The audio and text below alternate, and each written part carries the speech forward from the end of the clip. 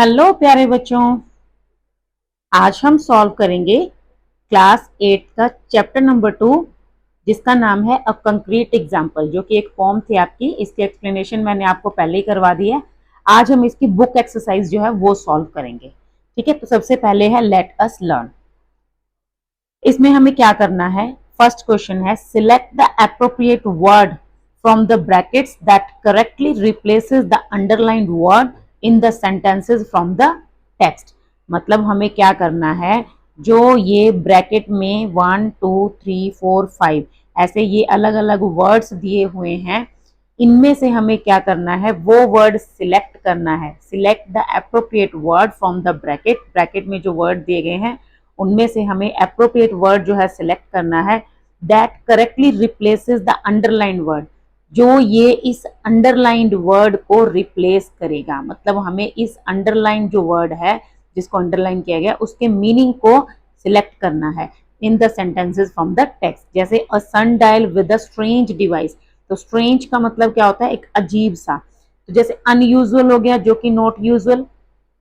Peculiar जो होता है उसका मतलब भी अजीब या स्ट्रेंज होता है। न्यू मतलब नया। रेयर मतलब बिल्कुल कुछ अलग जो बहुत कम मिलता हो। एक्सटर्नल मतलब बाहरी। तो ये जो स्ट्रेंज का जो वर्ड है अदर, दैट इज पेक्यूलियर। ठीक है। Next is which Mrs Jones thinks rather nice. Nice के लिए हमें वर्ड ढूंढना है, दैट इज प्लेजेंट। उसके बाद है they are so delicate. Delicate होता है बहुत सॉफ्ट, जो इजीली टूट सकते हैं। ठीक है, तो ऐसे ही फ्रेजाइल जो वर्ड है दिस वन, ये सेम डेलिकेट जैसा ही है, मतलब उसी का सिनोनिम है। फ्रेजाइल का मतलब भी होता है ऐसी चीजें जो आसानी से टूट सकती हैं, जैसे कांच का कोई भी बर्तन। ठीक है, तो ये हमें ऐसे वर्ड्स को सिलेक्ट करना है। नेक्स्ट है where is this lovely thing I cried. Cried मतलब चिल्लाना, और ये हो गया शाउटेड। ठीक है, उसके बाद नेक्स्ट हमारी जो एक्सरसाइज है that is the sun dial is refer to as a device in the form. जो सन डायल है उसको एक डिवाइस की तरह शो किया गया है फॉर्म में।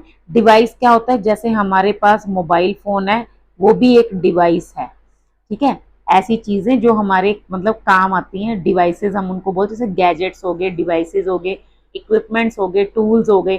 ठीक है, work in pairs to infer the meaning of device. पहले तो आपको डिवाइस का मीनिंग ही बताना है। उसके बाद share your thoughts with your classmates and teacher. ठीक है, आपको अपने जो थॉट्स हैं वो बच्चों के साथ, मतलब टीचर्स के साथ शेयर करने हैं। Now match the type of instruments in column number 1। आपको क्या करना है, ये जो कॉलम नंबर 1 में दिया गया है इनको आपको क्या करना है, शेयर मैच करना है with column number 2। Column 3 shows an example of each type of instrument. ठीक है, जो कॉलम 3 है उसमें इंस्ट्रूमेंट का टाइप दिया गया है और हमें 1 और 2 कॉलम को मैच करना है। तो जैसे पहला है इम्प्लीमेंट। इम्प्लीमेंट क्या होता है? Something that works on being moved by hand. Implement जो है वो ऐसे टूल्स होते हैं, ऐसी मतलब चीजें होती हैं, डिवाइसेस होते हैं जो कि हाथ से काम करते हैं, जैसे कि स्पेड, नाइफ। ठीक है, तो इसका करेक्ट आंसर है थर्ड वाला। नेक्स्ट है टूल। टूल क्या होता है? टूल जो है that is something used by hand to make और रिपेयर। हाथ से ये भी यूज होता है, लेकिन किसी चीज की रिपेयरिंग करने के लिए। जैसे घर में होते हैं ना प्लास, पेचकस जिसको बोलते हैं, प्लेयर्स, स्क्रू ड्राइवर। ठीक है, और हैमर। हैमर इसका एक एग्जाम्पल है। इसका करेक्ट कॉम्बिनेशन हो गया ऑप्शन नंबर 5।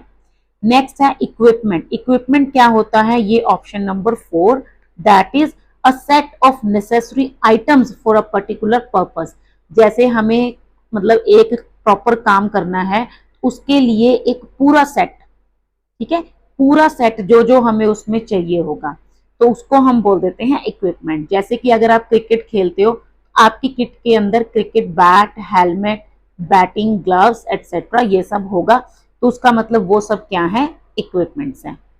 नेक्स्ट आता है अप्लायंसेस। अप्लायंसेस जो है वो ऐसी चीजें होती हैं जो बिजली से चलने वाली। ठीक है, first one something that is electrical and is use to do work in the house.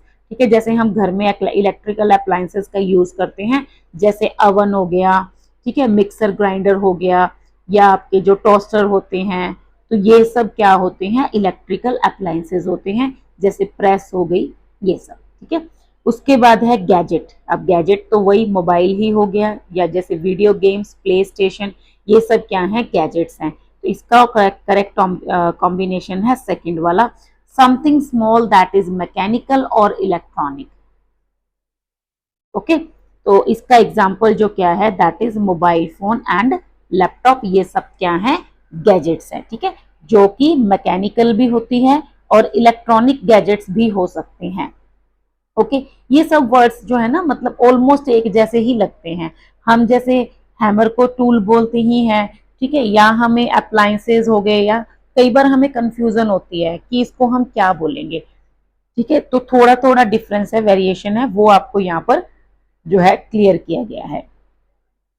उसके बाद थर्ड आता है, complete the table by making new words in column 1 using the hints in given in column 2। आपको क्या करना है, column 1 में new words बनाने हैं, कॉलम 2 में आपको हिंट दिए गए हैं। रिप्लेस द फर्स्ट लेटर, आपको सिर्फ फर्स्ट लेटर जो है वो चेंज करना है। ये जैसे नाइस वर्ड है ना, नाइस के अंदर आपको सिर्फ ये जो फर्स्ट लेटर है इसको चेंज करना है। ओके, बाकी तीनों वर्ड सेम रहेंगे, मतलब आपको आइस आइस आइस इसके साथ जो है नए वर्ड्स लगाने हैं, लेटर लगाना है और नए वर्ड्स बनाने हैं। One example has been done for you. पहले देखो इधर क्या है, cut into small pieces, cut into small pieces that means dice. तो हमने एन को चेंज कर दिया, डी से वर्ड क्या बन गया, डाइस। नेक्स्ट है ग्रेन दैट वी कुक। ठीक है, ग्रेन दैट वी कुक मतलब एक ऐसा अनाज जिसको हम पकाते हैं, तो यहाँ पे हम एन को चेंज करेंगे आर से, दैट इज राइस। नेक्स्ट है प्लूरल ऑफ माउस, चूहों का जो है प्लूरल नंबर, मतलब चेंज द नंबर्स होता है ना, जैसे बुक बुक्स, पेन पेन्स, ऐसे करके, तो माउस का होता है माइस, तो यहाँ लग गया एम और ये हो गया माइस। उसके बाद है बैड हैबिट, बैड हैबिट जो होती है मतलब गंदी आदतें, बुरी आदतें, उसको हम बोलते हैं वाइस, तो ये हो गया VICE वाइस। ऐसे ही जो नेक्स्ट आपकी एक्सरसाइज है बहुत ही इंटरेस्टिंग सी लगी होगी आपको, है ना, इजी भी है। तो ये है, यहाँ पे वर्ड है सॉइल। अब हमें एस वर्ड को, एस लेटर को जो है वो चेंज करना है, मतलब ऑयल वर्ड के साथ हमें लेटर्स यूज करने हैं। तो सबसे पहला है हीट समथिंग, किसी चीज को गर्म करना, that is boil. Work very hard, बहुत ज्यादा मेहनत करना, that is toil. Length of a wire in a circle, एक सर्कल को बनाने के लिए जैसे ये जो वायर का लेंथ यूज होती है, वैसे तो हम सर्कल की बाउंड्री को सर्कमफ्रेंस बोलते हैं मैथमेटिकल टर्म्स में, तो यहाँ पर ये क्या होगा, कॉइल। ठीक है, जैसे मॉस्किटो कॉइल होते हैं ना, वो क्या होते हैं, ऐसे ऐसे करके लेंथ ही तो होती है उनकी। ठीक है, so length of wire in a circle that is called coil. उसके बाद है sheets to wrap food items.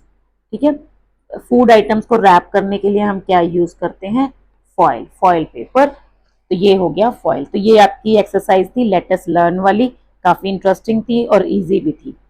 उसके बाद आता है लेट अस लिसन। अब यहाँ पे हम एक बहुत ही इंटरेस्टिंग चीज के बारे में सुनेंगे, पढ़ेंगे नहीं, सुनेंगे, क्योंकि लेट अस लिसन है तो आपको अपनी आईज क्लोज करनी है और सुनना है ध्यान से। ठीक है, so you will listen to a presentation about the wonderful rock garden of Chandigarh. Chandigarh में जो रॉक गार्डन है, अगर आपने विजिट किया है तो आपको आराम से समझ आ जाएगा, विजिट नहीं किया है तो कभी चांस मिले तो जाके जरूर आना। तो आपको चंडीगढ़ के रॉक गार्डन के बारे में बताया गया है। As you listen, answer the following questions using 1 to 3 exact words from the presentation. ठीक है, अब जब आप सुनेंगे तो आपको क्या करना है, इन 5 क्वेश्चन के आंसर करने हैं और एग्जैक्ट 3 वर्ड, मतलब 1 to 3, आपको 1, 2 या 3 एग्जैक्ट वर्ड ढूंढना है, मतलब सुनना है जो अभी मैं आपको पढ़ के सुनाऊंगी उसमें से। ठीक है, फ्रॉम द प्रेजेंटेशन। तो इसके लिए हम चलते हैं दूसरे पेज पे। ये हमारे पास जो है यहाँ पर ट्रांसक्रिप्ट दी हुई है, आप अगर अपनी आईज क्लोज करेंगे और ध्यान से सुनेंगे तो आपकी ये जो एक्सरसाइज है बेटर प्रैक्टिस होगी। ठीक है, so let us listen. Hello everyone, the rock garden is a spacious open air exhibition. It is a proof of human creativity with waste materials. This garden was created by Nekchand in 1957. This is the reason the garden is also known as Nekchand's Rock Garden. The garden was featured on an Indian postage stamp in 1983. The garden was and Nekchand was awarded the Padma Shri a year later. तो यहाँ पर आपको जो है rock garden के बारे में बता रहा है। मैं इसको एक्सप्लेन इसलिए नहीं कर रही हूँ क्योंकि अगर मैंने एक्सप्लेन किया तो फिर आप इजीली आंसर कर पाएंगे। तो आपको ये सुनना है पहले, फिर उसकी जो है प्रैक्टिस करनी है आंसर करने की। ठीक है, तो नेक्स्ट है the rock garden is spread across a massive 40 acre wonderland. Do you know why I say this? Well, it is because it has several colorful sculptures and mosaic of art pieces. What is unique about the rock garden is that it is divided into 3 distinct phases. अब जिन्होंने visit किया होगा उनको easily पता होगा कि rock garden जो है वो 3 फेजेस में डिवाइड है। ठीक है, 3 काफी बड़े बड़े राउंड लेने पड़ते हैं। 3 से 4 घंटे का जो टाइम है उसको पूरा एक्सप्लोर करने में आपको चाहिए। ठीक है, अगर आप सोचें कि हम आधे घंटे में वापस आ जाएंगे तो आप पूरा नहीं देख पाओगे। Each area reveals a unique collection of installation including terracotta pots, light fixtures and even broken toilet pots that have been transformed into extraordinary masterpieces. You will be surprised to know that the borders of the rock garden are lined with around 5,000 statues. The rock garden is truly a place that celebrates the best from waste. I sincerely recommend that you visit this extraordinary national treasure. ठीक है, तो यहाँ पे आपको rock garden के बारे में बताया गया है। अब इसी ऑडियो की बेस मतलब आपने सुना है जो, इसके बेसिस पे आपको ये आंसर्स करने हैं। First of all, where was Nekchand rock garden feature? ठीक है, सो ये कहाँ पर फीचर किया गया था इसको? रॉक, ये जो उनका गार्डन है, नेकचंद का जो रॉक गार्डन है, इनको कहाँ फीचर किया गया था? On a postal stamp. ठीक है, कहाँ पर? Indian postage stamp. आपको क्या करना है, 1, 2 या 3 वर्ड्स में ही आंसर करना है। इसका आंसर होगा इंडियन पोस्टेज स्टैम्प। 3 से ज्यादा वर्ड्स जो हैं वो हमें यूज नहीं करने हैं। What kind of sculptures does the rock garden have? Rock garden में किस टाइप के स्कल्पचर्स हैं? सो आंसर इज 1 वर्ड में है, कलरफुल। नेक्स्ट है, how is the rock garden divided? कैसे जो है रॉक गार्डन को डिवाइड किया गया है? सो आप इसको लिख सकते हो इन 3 फेजेस। ठीक है, नेक्स्ट है, name any one thing that has been transformed into a piece of art in the rock garden. आपको उसमें 3 चीजों के बारे में बताया गया है, terracotta pots, light fixtures and broken toilet pots. तो जो भी आपको याद रहेगा, मतलब लिसनिंग की है आपने, तो वो आपको आंसर यहाँ पे लिखना है। जैसे मुझे याद रहा ब्रोकन टॉयलेट पोट्स। ठीक है, क्योंकि ये थोड़ा कैची था। नेक्स्ट है, approximately how many statues border the rock garden? कितने स्टैचूज जो है उसकी बाउंड्री को क्रिएट करते हैं? That is 5000। ठीक है, तो ये आपका हो गया लेट अस लिसन वाला पार्ट। उसके बाद नेक्स्ट आता है let us speak. The speaker of the pome might have felt sorry for stepping on Mrs. Jones' flowers. मतलब जो स्पीकर है उसको मे बी मतलब वो उसको थोड़ा सॉरी फील किया होगा उसने कि उसने मिसेस जॉन्स के प्लांट के ऊपर पैर रख दिया था। When we make a mistake, जब भी हमसे कोई गलती होती है, we must express regret and apologize for our actions. तो हमें थोड़ा मतलब पछतावे वाली फीलिंग हमारे अंदर होनी चाहिए और हमें उसके लिए माफी मांगनी चाहिए। So when we apologize to a friend or a family member, we use informal language. जब हम अपने फैमिली मेंबर या फ्रेंड से मतलब माफी मांगते हैं तो हम इनफॉर्मली मांग लेते हैं कि अरे यार प्लीज माफ करना, ऐसे बोल देते हैं। लेकिन अगर यही आपको किसी फॉर्मल बंदे से मांगनी हो तब तो आप ऐसे अरे यार कह के बात नहीं ना कर सकते। सपोज आपको अपने टीचर से, प्रिंसिपल सर से ऐसे या मैम से उनसे माफी मांगनी या आपके बॉस से, तब तो आप ऐसे नहीं ना बोलोगे कि अरे यार सॉरी, है ना। तो तब थोड़ा जो तरीका है वो चेंज हो जाता है। तो यहाँ पे आपको वही सिखा रहा है कि आपको किस तरह से स्पीकिंग करनी है। Take turns to apologise for the following situations and respond to the apology. आपको क्या करना है, पहले आपको ये इनफॉर्मल कंडीशन में बता रहा है जब आप घर पे सॉरी बोल रहे हो किसी को, अपने फ्रेंड्स में या अपने रिलेटिव्स में, तब आपको क्या करना है, जैसे आपसे एक गलती हुई, अब इसके लिए आपको सॉरी फील करना है और साथ में आपको दूसरी तरफ से रिस्पॉन्ड भी करना है। तो यहाँ पे आपको हिंट्स भी दिए गए हैं, लिखा हुआ है ना ये you may use the following phrases, तो आप ऐसे ऐसे स्टार्टिंग करेंगे। जैसे you have eaten your brother share of sweets, आप गलती से अपने भाई के हिस्से की मिठाई खा गए। ठीक है, अब इस बात पे तो मुझे लगता नहीं कोई सॉरी बोलता होगा, क्योंकि जानबूझ के खाया होगा, है ना। लेकिन अगर आप गलती से खा गए हो तो आपको सॉरी बोलना है। भाई रो रहा है, उसको बेचारे को मनाना है, तो आपको क्या कहना है, आई एम सॉरी। आप ऐसे ये वर्ड्स यूज कर सकते हो, I am sorry dear brother, या I am really sorry, please forgive me. ठीक है, sorry I didn't mean to. तो अब आपको ये ऐसे ये वर्ड यूज करना है, जैसे आपने यूज किया, मान लो I am sorry dear brother, उसके बाद I have eaten your share of sweets by mistake. ठीक है, ऐसे करके आप बता सकते हो। या I am sorry brother, I have eaten your share of sweets because I was feeling very hungry. अब आपका भाई आगे से क्या रिस्पॉन्ड करेगा, फिर उसके रिस्पॉन्ड के लिए भी आपको बताया गया दैट्स ऑल राइट। ठीक है, अब मुझे नहीं लगता भाई ऐसा बोलेगा, वो आपकी पिटाई करेगा। ठीक है, लेकिन अगर आपको रिस्पॉन्ड करना है, आपके भाई ने अगर गलती से आपका शेयर खा लिया है, तो आपको ऐसे रिस्पॉन्ड करना है that's all right brother, okay I will eat something else. ऐसे करके कुछ भी आप एड ऑन कर सकते हो। नेक्स्ट है you have broken your sisters flower craft, आपने अपनी बहन का फ्लावर क्राफ्ट तोड़ दिया है। अब आपको फिर से सॉरी बोलना है, आई एम रियली सॉरी। ठीक है, I have broken your flower craft, तो अब सिस्टर आपके आगे से रिप्लाई करेगी कि don't worry it's not a big deal, I can make and one more. Next, you accidentally spilled milk on your mother's important documents, आपने गलती से अपनी मदर के इंपॉर्टेंट डॉक्यूमेंट्स के ऊपर दूध गिरा दिया। सॉरी इंक, मिल्क नहीं है, इंक है। स्पिल्ड इंक, आपकी वजह से, मतलब गलती से आपसे इंक गिर गई। तो अब आपने क्या कहना है, जैसे please forgive me mom, okay for spilling ink on your important documents. तो फिर अभी आपकी मम्मी आगे से क्या रिप्लाई करेंगी, no problem it's not a big deal. ठीक है, या फिर मम्मी पहले स्लैप लगा चुकी होंगी। Next, you forgot to bring your friends notebook, आप स्कूल में अपनी फ्रेंड की नोटबुक ले जाना भूल गए आफ्टर बोरिंग इट, जो आपने उनसे बोरो की थी काम करने के लिए। अब फिर वही sorry I didn't mean to hurt you but I have forgotten to bring your notebook. उसके बाद फिर आपका फ्रेंड बोलेगा don't worry these things happen, I will manage without notebook today. Okay, so next, when we apologise to someone in authority, अब फिर वही आ गया formal. अब यहाँ पर हम बात कर रहे हैं फॉर्मल सेटिंग की। जब आप किसी अथॉरिटी से सॉरी बोलते हैं, जैसे principal, teacher, in a formal setting, then we use formal language. Work in pair and take turns, अब फिर से आपको वही टास्क है, पहले आपको गलती बताई गई आपसे क्या हुआ, फिर आपको ये प्रॉप्स दिए गए हैं, इनका यूज करते हुए आपको रिस्पॉन्ड और सॉरी पहले बोलना है, फिर रिस्पॉन्ड देखना है। जैसे पहला है you did not bring an assignment that was due for submission, जैसे अभी आपकी हॉलीडेज अगर खत्म होंगी तो आपको असाइनमेंट मिला होगा समर ब्रेक का।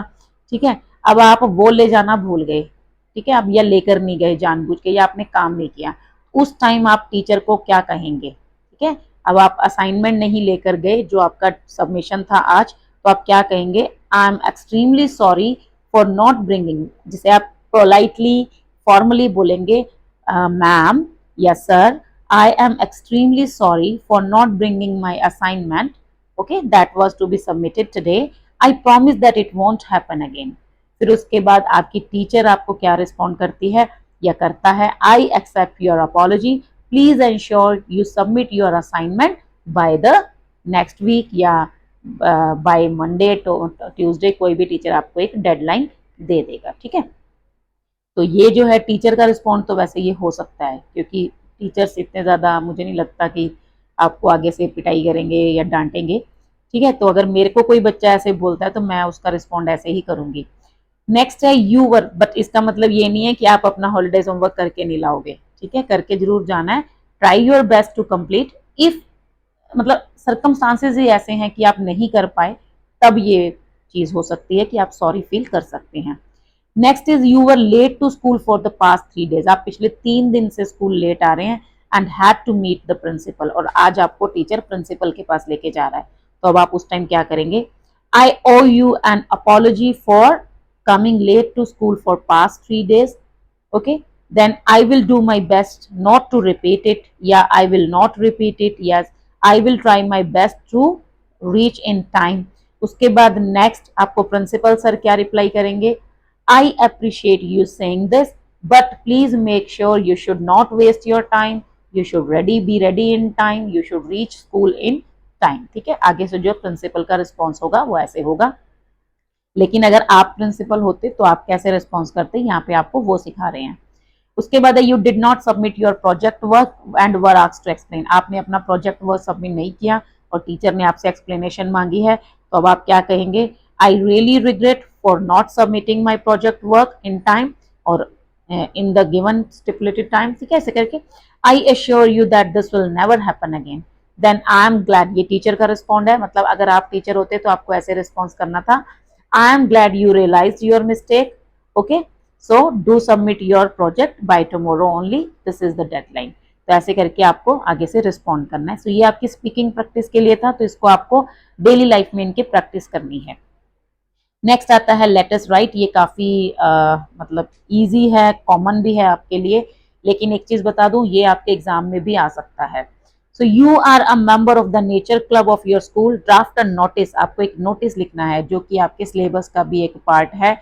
जैसे ही स्प्लिट अप सिलेबस आ जाएगा तो उसमें आपको बता देंगे क्या क्या चीजें राइटिंग सेक्शन में इंक्लूड होने वाली है, तो one of them may be notice writing. So you are to draft a notice informing the students of 6 to 8 about the inauguration of the herb garden, आपके स्कूल में हर्ब गार्डन का inauguration है तो आपको उसके लिए एक नोटिस लिखना है। ठीक है, पॉइंट्स टू रिमेंबर, अब जैसे नोटिस लिखते हैं उसके अंदर क्या क्या होना चाहिए, सबसे पहले पर्पस, डेट, टाइम, वेन्यू, कहाँ पे होगा, कब होगा, ठीक है, टाइम क्या रहेगा, एनी अदर रेलिवेंट इन्फॉर्मेशन, कोई इन्फॉर्मेशन आपको देनी है, whom टू कॉन्टेक्ट, जिस किसको कॉन्टेक्ट करना है, व्हेन एंड वेयर, ये सब कुछ आपको बताना है।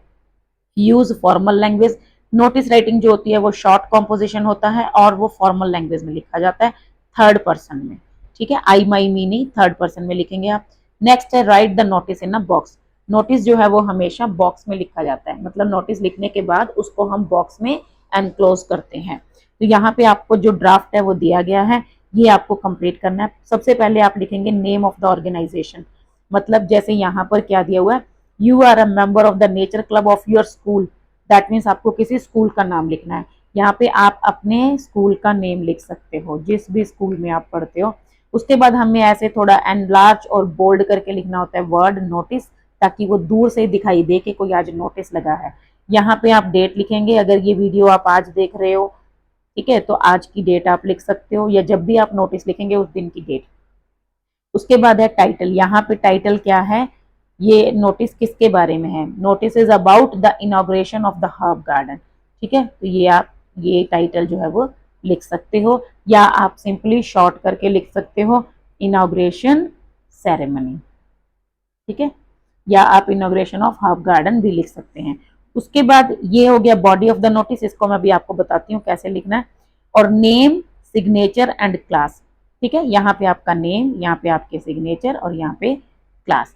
अब बॉडी ऑफ द नोटिस में आपको ये सब चीजें मेंशन करनी है। बॉडी ऑफ द नोटिस में हम क्या करते हैं, हमेशा ऐसे स्टार्टिंग करते हैं, मैं इसको इरेज करती हूँ ताकि मैं आपको यहाँ लिख के दिखा दूं।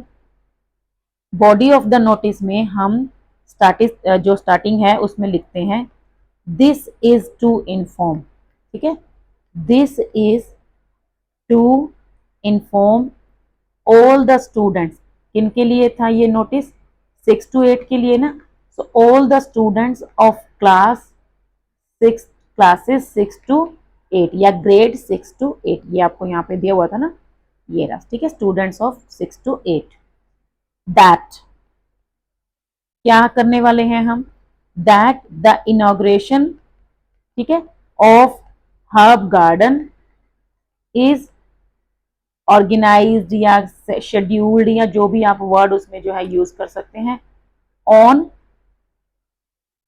यहाँ पे अब आपको डेट देनी है, डैश ऑफ, ठीक है, बस शेड्यूल्ड ऑन, आप पूरी डेट बता देंगे, जैसे 12 जून 2025, ठीक है, या कोई भी 20 जून, जो आपको दिल करता है आप डेट लिख सकते हैं। उसके बाद आप सिंपल एक लाइन लिखिए, डिटेल्स आर गिवन बिलो। ठीक है, या फिर आप सिंपली लिखेंगे this is to inform all the students of class 6 to 8 that our school is going to organise the inauguration ceremony of herb garden. ठीक है, बस सिंपल। उसके बाद आप सिंपली लिखिए details are given below. Details में आप लिख दीजिए डेट, ठीक है, टाइम, डेट लिख दी 20 जून, टाइम लिख दिया 11 o'clock या कुछ भी आप टाइम देख सकते हो जो भी आपको इजी लगता है। वेन्यू, वेन्यू में आप बता सकते हैं आपके स्कूल का ही गार्डन, प्लेग्राउंड एरिया, फील्ड, जो भी आपको ठीक लगता है। ठीक है, उसके बाद आप उसमें जो है चीफ गेस्ट का नाम दे सकते हैं, अगर कोई आ रहा है तो चीफ गेस्ट।